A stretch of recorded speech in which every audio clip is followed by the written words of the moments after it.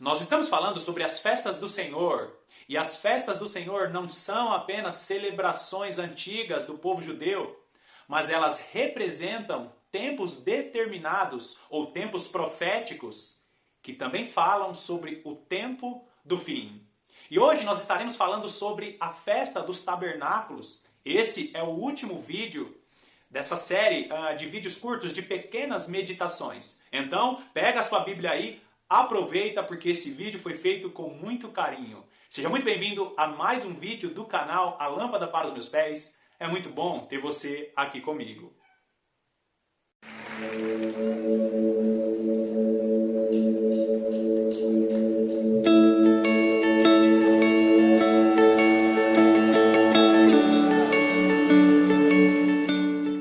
Muitas pessoas não conhecem a respeito das festas do Senhor, pois elas não se tratam apenas de festas ou celebrações antigas, mas elas são tempos proféticos determinados pelo próprio Deus. Então, se você não assistiu aos vídeos anteriores, eu sugiro que você assista, porque nós já estamos falando sobre a última festa, que é a festa dos tabernáculos. E existem muitas revelações maravilhosas para o tempo do fim nessa festa. Então vai lá comigo para Levítico, capítulo 23, dos versículos 33 ao 44. É muito importante que você acompanhe na sua Bíblia.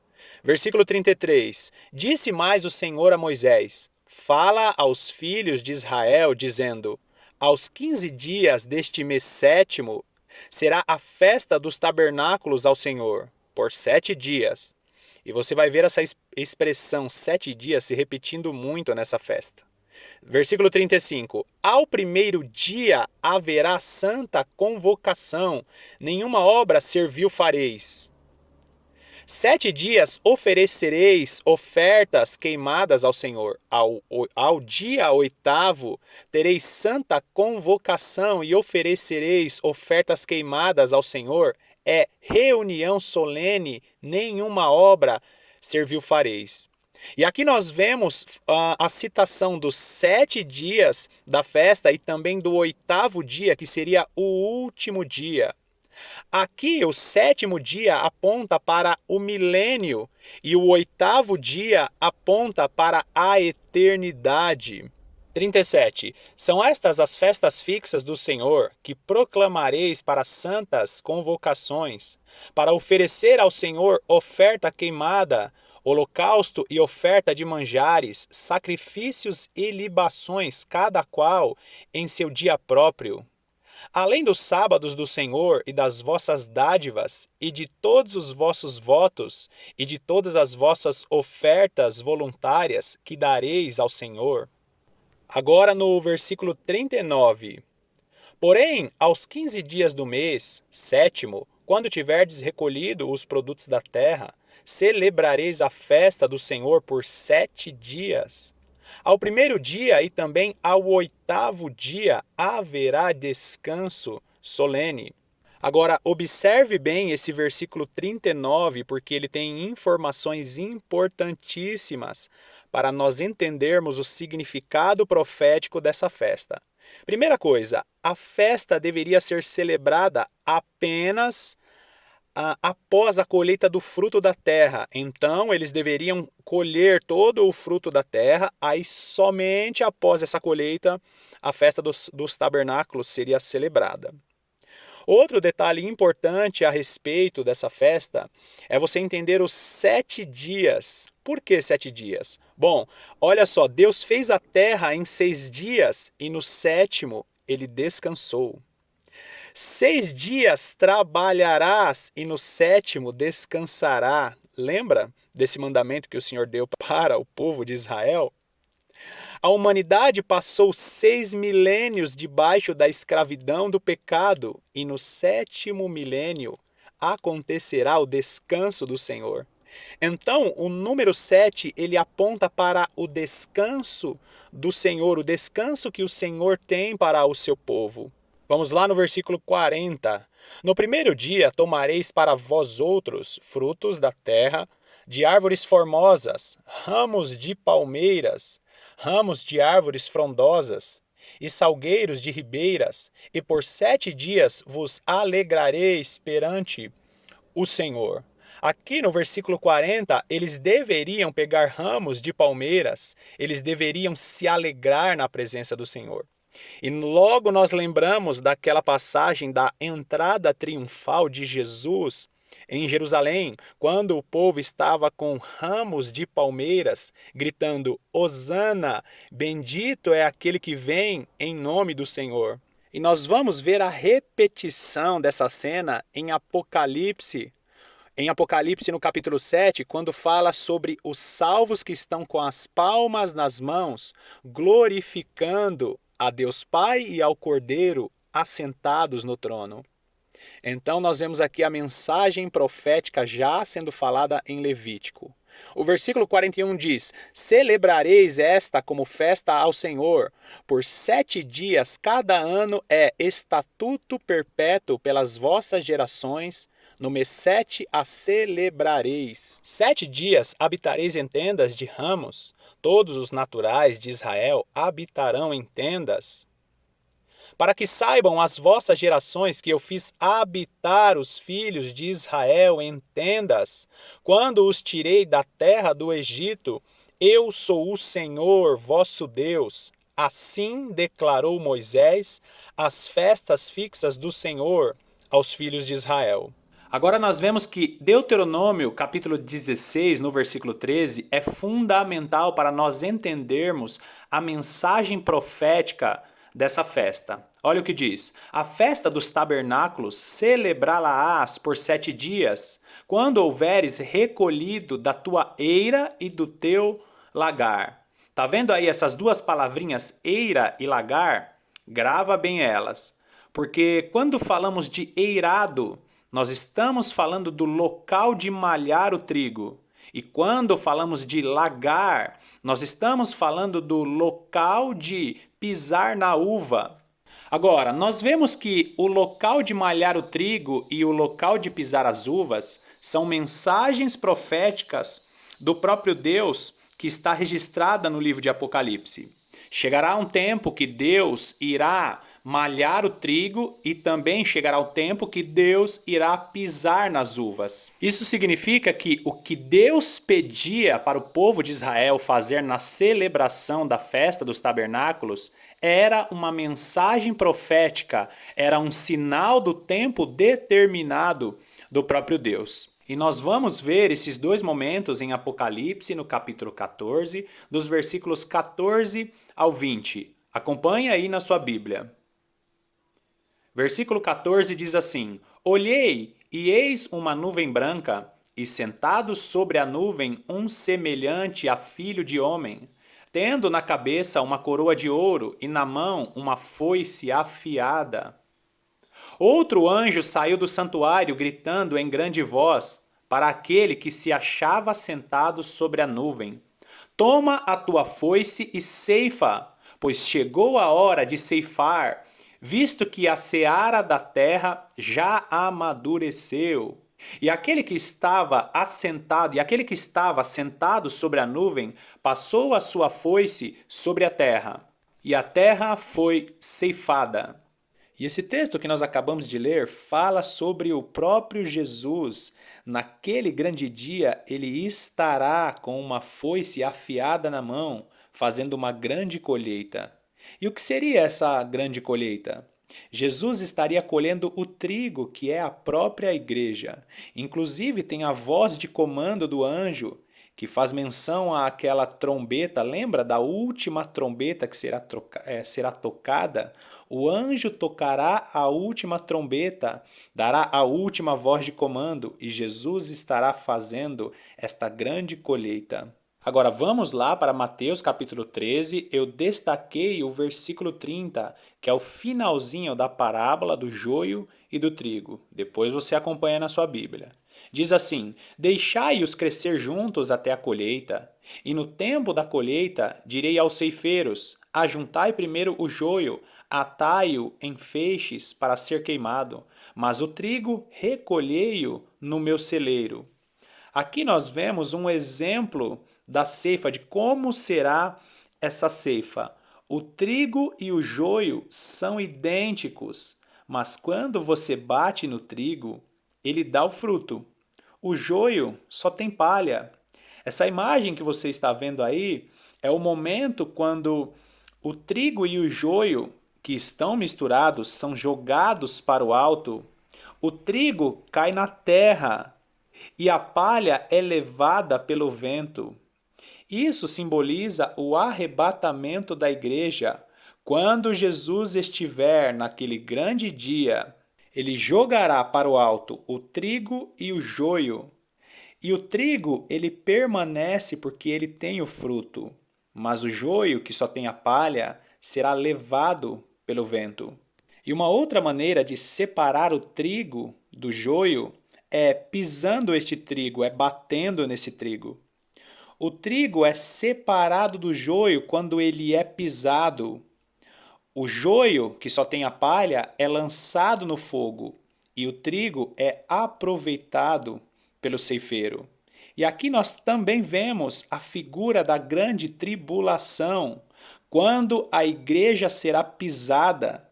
E aqueles que são palha serão lançados no fogo, e aqueles que são igreja verdadeira, que darão frutos, esses permanecerão. Agora vamos para a segunda parte de Apocalipse 14. Versículo 17 diz: Então saiu do santuário que se encontra no céu outro anjo, tendo ele mesmo também uma foice afiada. Saiu ainda do altar outro anjo, aquele que tem autoridade sobre o fogo, e falou em grande voz ao que tinha a foice afiada, dizendo: Toma tua foice afiada e ajunta os cachos da videira da terra. Olha aí, videira, falando de vinho, de uvas. Porquanto as suas uvas estão amadurecidas. Então o anjo passou a sua foice na terra e vindimou a videira da terra e lançou-a no grande lagar da cólera de Deus. Agora o versículo 20.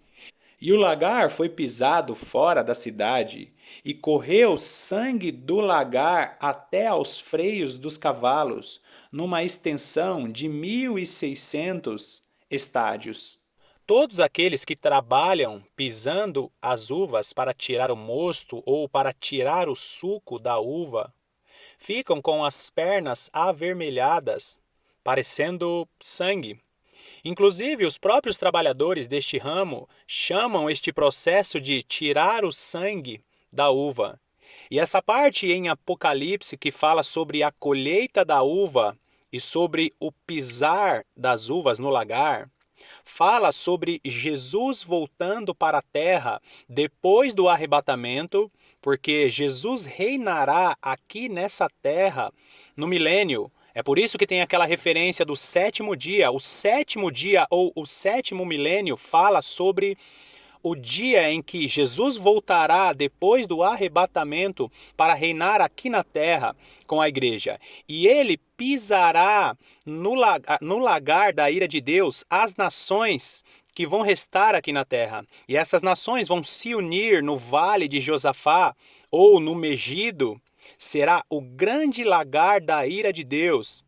E eu sei que muitas pessoas ficam pensativas em Deus pisando nas nações no lagar de sua ira, mas nós precisamos entender que o mesmo Jesus que é amor, que nos ama, que tira de nós o pecado, é o mesmo que virá cumprir a justiça na ira de Deus.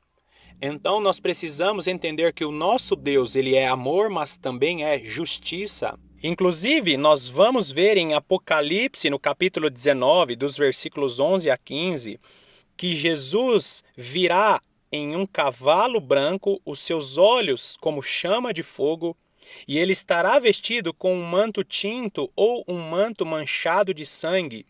E esse sangue não é por ele ter morrido na cruz do Calvário, e sim por ter pisado no lagar da ira de Deus. Então nós vemos aqui o amor e a justiça do nosso Deus nesse texto. Agora, você lembra que eu falei que a festa dos tabernáculos só podia ser celebrada após as colheitas? Então, é exatamente isso que Jesus vai fazer após a colheita do trigo e após a colheita da uva e o pisar no lagar, é que nós viveremos com o nosso Deus nos tabernáculos eternos. É por isso que a linha pré-tribulacionista ela não faz sentido nessa visão das festas, porque as festas representam tempos determinados por Deus. E nós só celebraremos a festa dos tabernáculos, só viveremos o descanso de Deus após estes acontecimentos. Agora vai lá comigo para Apocalipse capítulo 21, dos versículos 1 a 6. Olha o que diz: Vi novo céu e nova terra, pois o primeiro céu e a primeira terra passaram, e o mar já não existe. Vi também a cidade santa, a nova Jerusalém que descia do céu, da parte de Deus, ataviada como noiva, adornada para o seu esposo. Versículo 3. Então ouvi grande voz vinda do trono dizendo: Eis o tabernáculo de Deus com os homens. Deus habitará com eles. Eles serão povo de Deus e Deus mesmo estará com eles. E lhes enxugará dos olhos toda lágrima, e a morte já não existirá. Já não haverá luto, nem pranto, nem dor, porque as primeiras coisas passaram. E aquele que está assentado no trono disse: Eis que faço novas todas as coisas. E acrescentou: Escreve, porque estas palavras são fiéis e verdadeiras. Disse-me ainda: Tudo está feito. Eu sou o Alfa e o Ômega, o princípio e o fim. Eu, a quem tem sede, darei de graça da fonte da água da vida. Então, depois de todos esses acontecimentos, nós celebraremos a festa dos tabernáculos. Será o tempo em que Deus habitará em nosso meio e nós estaremos em seu descanso. Então, para resumir, as festas do Senhor se cumpriram da seguinte maneira: Jesus Cristo é a nossa Páscoa, pois ele é o Cordeiro Pascal. Na festa dos pães asmos, Jesus morreu na cruz do Calvário para nos libertar do pecado. Na festa das primícias, Jesus cumpriu porque ele é a primícia dos que ressuscitaram. Por isso, nós ressuscitaremos também. E na festa de Pentecostes, representa o poder que vem do alto, o revestimento do Espírito Santo. Agora, essas 4 festas já se cumpriram, ainda faltam se cumprir as últimas 3 festas. E após o revestimento do Espírito Santo, nós devemos tocar as trombetas. A festa das trombetas significa o anúncio da palavra de Deus. E esse anúncio precisa ser feito porque o dia da expiação está muito próximo. A festa da expiação representa a volta de Jesus e o juízo de Deus. Dentro dessa festa da expiação, nós precisamos nos arrepender de nossos pecados, nós precisamos nos humilhar debaixo da potente mão de Deus. E assim, nós estaremos preparados para entrar nos tabernáculos eternos. A festa dos tabernáculos representa o dia de descanso, o dia que o Senhor tem preparado para todos aqueles que servem ao Senhor e todos aqueles que guardam a palavra de Deus. Bom, eu espero que você tenha gostado dessa sequência de vídeos falando sobre as festas do Senhor. E acredite, eu tive que enxugar muito porque existem muitas revelações ainda a respeito de cada festa e eu espero que você se aprofunde e se interesse pelos estudos das festas do Senhor. Mais uma vez eu quero te agradecer pela sua companhia. Não esquece de deixar o seu like, não esquece de deixar um comentário, porque o seu like e o seu comentário ajuda muito na divulgação do canal e também na divulgação desse vídeo. Mais uma vez, muito obrigado e que Deus te abençoe ricamente. Eu te aguardo no próximo vídeo.